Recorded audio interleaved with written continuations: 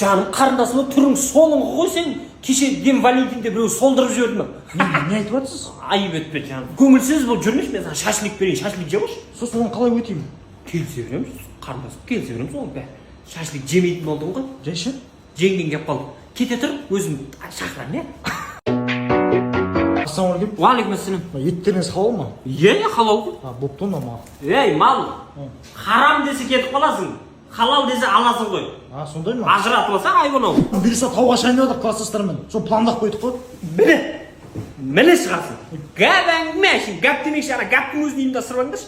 WhatsApp'та қалады ғой сол күйі. Мына тұрған баняға барамай жүрсіңдер ғой, әлі қатындарыңнан қор. Інім, мына шашликтерді бар ғой, пісіріп жейсің.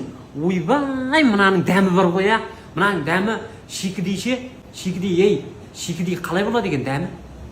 Айтып алайын да, шикідей жемесең. Інім, мына шашликтерді көріп тұрсың ғой, 5-6 түрі бар, енді көрмейсің. Жайшы?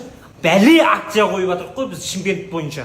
Біреуін алсаң, біреуі тегін 500 теңгеден Кусковойдан басқасының барлығына. Жасталап 2 адресіміз Шымкент кәуап. Ертеңнен бастаймыз, оразаңның соңына дейін ұрайын деп тұрық қой. Оразадан кейін ше? Оразадан кейін де ұра береміз. Шақырып атса. Шашлик туралы айта берейікші.